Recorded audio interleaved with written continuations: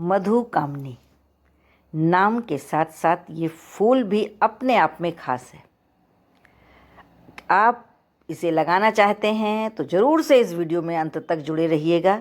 बहुत से टिप्स और ट्रिक्स मिलेंगे। सबसे पहले तो ये कि ये पौधा पूरी गर्मियों में आपकी बगिया की शोभा बनेगा और खुशबू ऐसी फैलेगी कि बस ऐसा लगेगा मानो इत्र फैला दिया गया हो। बहुत ही सुंदर खुशबू, दिन भर खिला हुआ रहता है, गुच्छों में रहता है और पूरा पौधा भर जाता है। दो किस्म इस पौधे की रहती हैं, एक डॉर्फ रहती है और एक बड़ी वाली भी रहती है। तो आप जो पसंद आए वो ले लीजिए। फूलों की खुशबू दोनों में एक बराबर रहती है।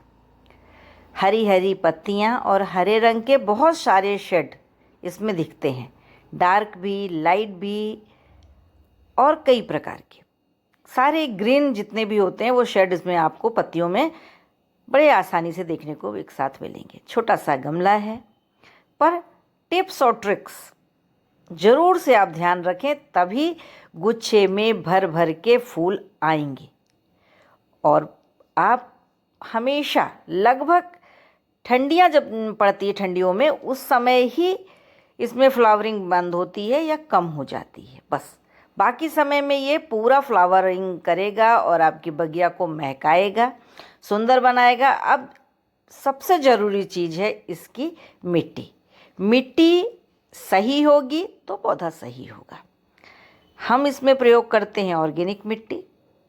पानी कितना देना चाहिए, कैसे देना चाहिए, इसका भी ध्यान देना पड़ता है। और मिट्टी देखिए, छोटे छोटे जो हरे हरे आपको पौधे मिट्टी में उगे हुए दिख रहे हैं, वो दरअसल क्या है कि हमारे यहाँ जो बर्ड फीडर लगा हुआ है उसके जो खाती हैं चिड़िया, वो अनाज थोड़ा छिलके उड़ उड़ के आते हैं, उनमें बीज रह जाते हैं तो वो उग जाते हैं स्वाभाविक रूप से, इसलिए वो छोटे छोटे पौधे दिख रहे हैं। मिट्टी ऑर्गेनिक है, लेकिन हाँ, उसके जो दाने उड़ उड़ के गिरते हैं वो भी इसके लिए हेल्दी काम कर जाते हैं। तो एक टिप्स इसके लिए सबसे ज़रूरी ये है कि मिट्टी ऑर्गेनिक हो। दूसरा, मिट्टी चिपचिपी ना हो, भुरभुरी सी हो। आप चाहें तो इसमें थोड़ा सा कोकोपीट मिला सकते हैं, ताकि मिट्टी जो है उसका नमी भी मेंटेन रहे और मिट्टी में चिपचिपापन ना हो। और नहीं तो थोड़ी सी रेत भी मिला सकते हैं, रेतीली हो जाएगी तो मिट्टी चिपचिपी नहीं होती है, इसका ध्यान देना चाहिए।